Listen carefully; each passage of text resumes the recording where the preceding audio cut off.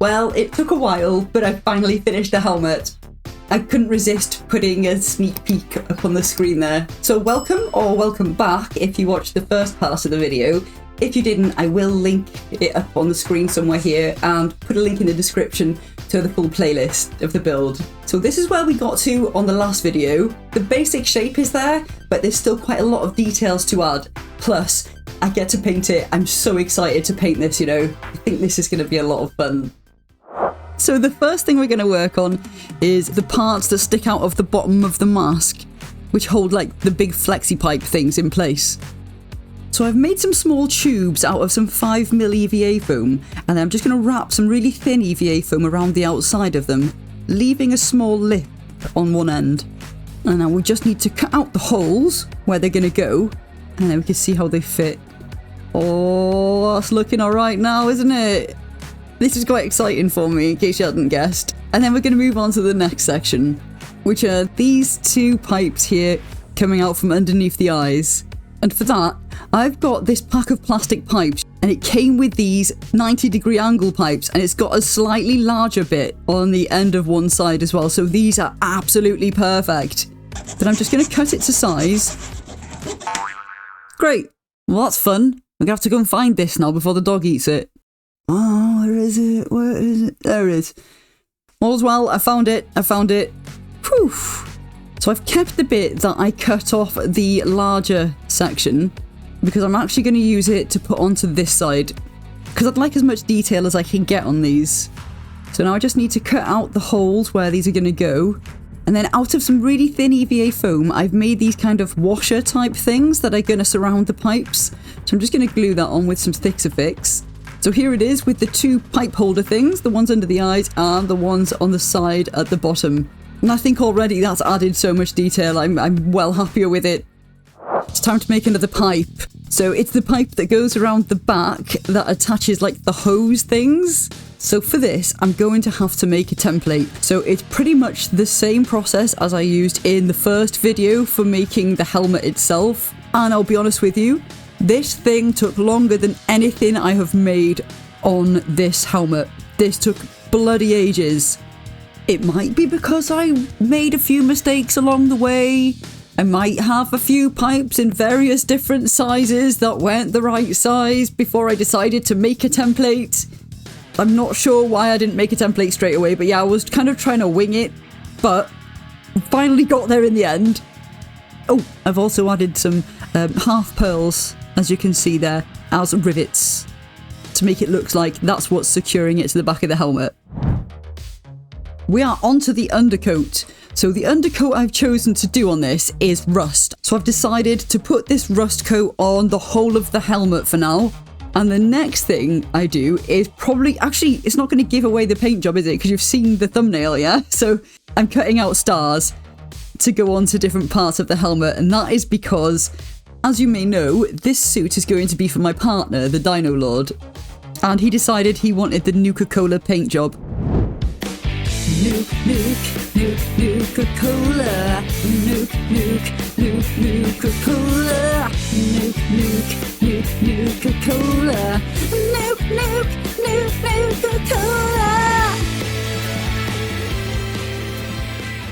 And in Fallout 76, this paint job is only available on the T-51b, so that is another reason I've decided to make this specific style of power armor.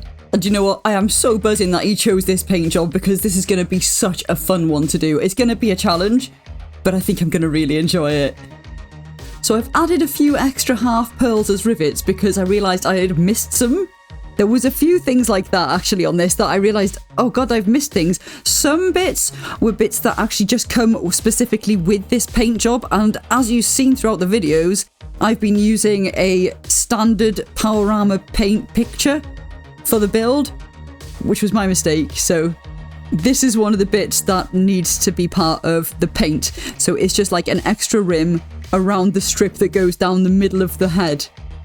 So this again is just EVA foam that I've cut to the right size and glued in place.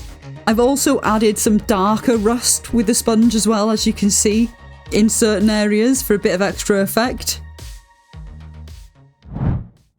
So we're done with pipes for a little bit. we're going to work on the drop-down magnifier, which is this bit here. So I've cut out some circles of EVA foam, and I'm just heating them up to heat seal them. And if we look under here, you can see I've cut a section out from underneath where I can slot this metal bar in. This is a strip of aluminium that the Dino Lord cut for me and bent into the right shape. And then I've made the other pieces out of XPS foam to see what it'll look like. So this other EVA foam circle will go on the top bit here like this. And now we need the actual magnifier itself to go on top of that. Now I had previously made this out of XPS foam, and but it's shit, isn't it? So we're getting rid of that. And instead, I got this lid from a vitamin bottle. And I've cut it up, leaving me with this bit. I think this is perfect. So I've also got this lid here from another toiletries bottle, which we're going to use later. But for now, I'm going to have to sand this down because I don't want any of the writing or the other markings that are on this. So I'm going to sand this down until it's smooth. And now, remember the bit that I discarded when I cut up the vitamin bottle lid? Well, I've used that to wrap around the top of the toiletries bottle lid to make it look like that's the magnifier. And I think this is loads better than that gammy thing that I had before. So now there are some details sort of linking the metal bar to the magnifier. So I've had a route through my Greebly box and found these handlebars off like an old toy bike or something. Cut the handles off and I'm left with this bit, which I think works pretty well. And then there was another little toy in my Greebly box that I found that I'd previously cut up, which I'm going to stick next to it here.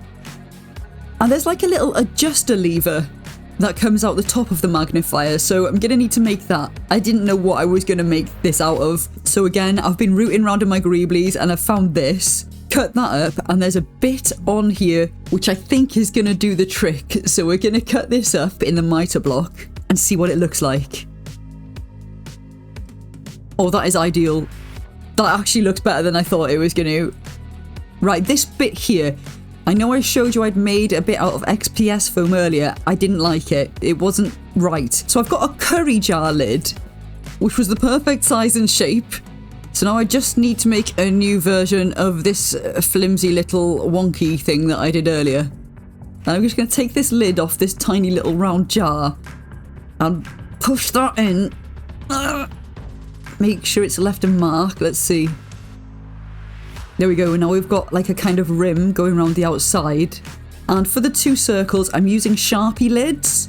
So I've got two Sharpie lids here, which I'm going to also push down into the foam so it leaves an indent. Ideal. And then I've got this pencil, and the eraser had kind of gone down to the nub, and I've pushed that into the centre of one of the circles, and I'm really happy with how this turned out. This is way better. Now I've primed the jar lid and covered the XPS foam in Mod Podge and black paint to seal it, and stuck these bad boys together. I'm going to have to put that aside for now and then assemble the top bit. I've waited so long to get to this part of the build, you know. I've been really looking forward to seeing how this looks all put together. And there we go. Obviously it needs painting, but this has come out a lot better than I thought it would. And have you been missing the pipes? Well, good, because we're back on them. That's right, we've got to do this little fixture bit that attaches the under eye hose to the back pipe. So we're back to the Greebly box, and I've found these. They're pretty cool. I'm just going to saw a little bit off the end, and I've got this flexible PVC vinyl tube, which I'm hoping is going to fit on the end of this. And yes, oh my god, you won't believe the relief that I felt when this actually worked. Now I do need an extra bit, so I'm back to this cage from the little toy truck. I use this on quite a lot of my builds. I'm going to run out soon and I'm going to be gutted, but I think after a bit of a trim, this will work well if I place it here like this. So now that that's glued on, I've got this sugarcane straw. I'm just going to cut a little bit out of it and then split it so that I can fold it around this bit, because I feel like this needs a little bit more thickness to it. It looked a bit skinny. Then primer it all up and give it its rust coat. Finally, it's paint time, paint time. Everyone, it's paint time, paint time. Sing along with paint time, paint time. Here I come with my big paintbrush. Here we go. So I'm going to start with this front bit here, and The first thing I'm going to do is spray it with hairspray because I do want to get some chipping on the go on this, so a layer of hairspray first before I start applying the paint. Once the hairspray's dry, I've got some red paint on a sponge and I'm going to just apply it by dabbing this on there because I want it to be kind of textured. I don't want the paint to be too smooth. Now, as I'm doing this, I'm kind of thinking the orange coming through the red as chipping, I don't think it's going to be that visible and don't know if it's going to look as good as what I kind of imagined initially, but I'm going to carry on going with the paint anyway. So with that section painted, I've got to wait for it to dry. So while I wait, I'm just going to add a couple more of the embellishments that I need to put in place. So I've got some washers, which will need to go here at the top and the bottom of the visor hole. And that's because if we look at the reference image, there's a couple of bars either side of the visor. So these were made from this sort of steel hoop that I had. I don't even know where I got it from, but I had it in one of my boxes for ages. So once again, the Dino Lord has stepped in for me and he has cut and shaped them exactly how I wanted. What a legend. Now that the paint is dry, this is going to look a bit weird, but I'm going to go over the areas that I want to chip with some black paint. I'm leaving the silver bits because I want the rusty colour to come out from underneath of those, but for the rest of it, I want black underneath the chipped areas. I just think it will look a whole lot better, and that's why I've done this. I've covered the whole helmet in black, except for the areas that are going to have like the metal silvery bits. Let's hope this works. First things first, I'm going to use Vallejo chipping medium on the front sort of, you call it like the faceplate. I always call it a faceplate. And then for the larger areas, I'm going to use hairspray because it would cost me a fortune in chipping medium if I wanted to do that to the whole helmet. And we'll see what the results are like if the chipping medium is better than the hairspray. It's a good test really as well, isn't it? Now, as you can see there, I'm a bit impatient, so I used the hairdryer to dry it off so I could start painting over it again quickly. And then I can come in with the colour and put that over the black, using a sponge to dab it on in all the areas it needs to be. Now, I did a couple of coats of red on this, and then on the third coat, I've decided to sort of brush with the sponge because it was looking textured, but maybe a bit too textured. So hopefully this will smoothen it out a little bit. And now I am armed with my water and a very stiff bristled brush, and I'm just going to go in and scrape the areas that I've got the black underneath that I want to be chipped. And so far, it's working really, really well. This is exactly what I was hoping for. Oh yeah, I'm happy with that. And the white paint, because it's slightly different, chips in a different way, and I really like that as well. Now you'll see where the water has dripped down, it looks a lighter colour, but don't worry about that, because once it's dry, it will all dry the same colour. But let's try and see if I can show you a close-up of how this looks. This was with a hairspray, this bit, by the way. And I actually think that this has turned out just as good as the Vallejo chipping medium. If we just take a look. Yeah, I'm happy with both. So I've done a couple of other bits, like you can see here. And I'm just going to keep going around the whole helmet doing this. I also made use of my clay modelling tool, like the pokey stick. I'm not sure what it's called.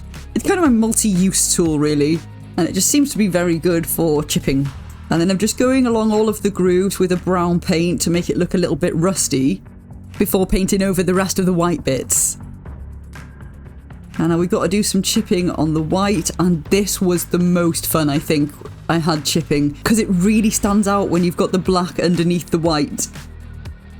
And now we can add some weathering over the top. So what I've done is gone in with a dark brown on a sponge first, and then come back in with a clean sponge that's just a little bit wet and dab it around the outsides.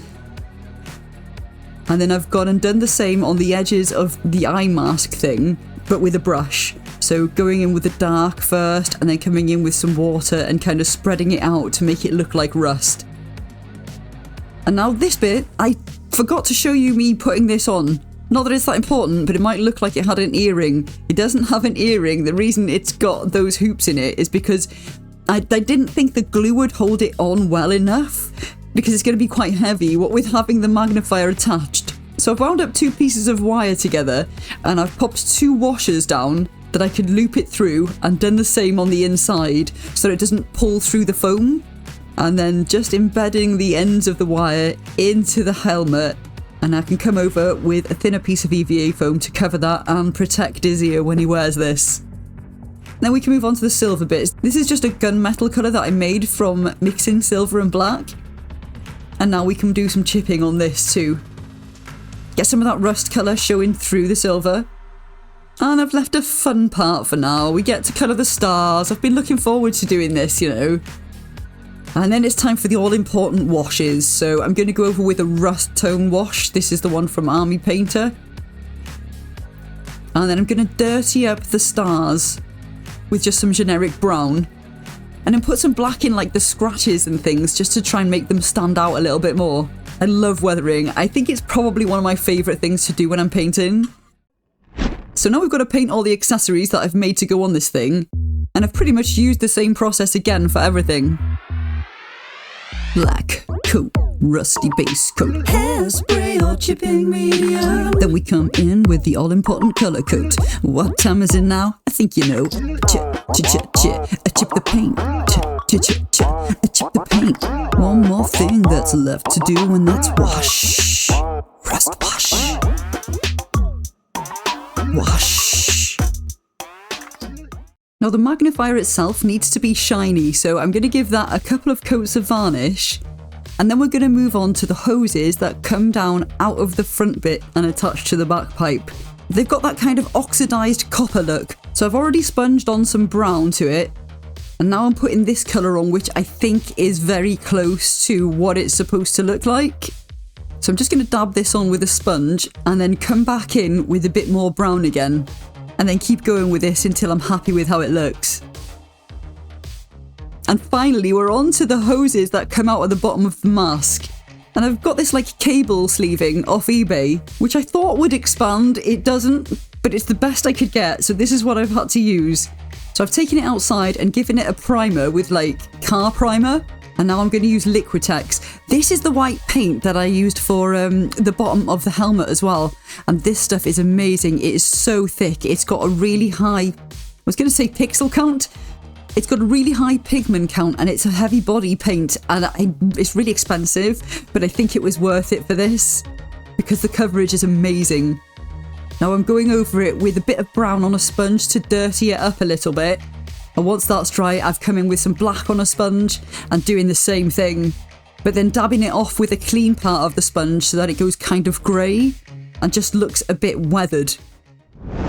Well, it's only bloody time to start putting everything together, isn't it? It's probably a good thing because my voice is a bit hoarse, sounding a bit like a teenage boy at the moment. I'm doing so much talking, being excited, singing. Sorry about that. But I have had a fantastic time making this and I cannot wait to start on the torso. That's going to be the next thing I think. I'm nervous because I don't know how I'm going to do it at all, but I'm looking forward to figuring it out. If you enjoyed the video, maybe give us a thumbs up and consider subscribing for more of our builds. Thanks for coming along for the ride on this one. I know it's been probably quite a long video. I haven't checked yet, but if you got this far, I'm really grateful. And I think it's about time we have a look at the final results.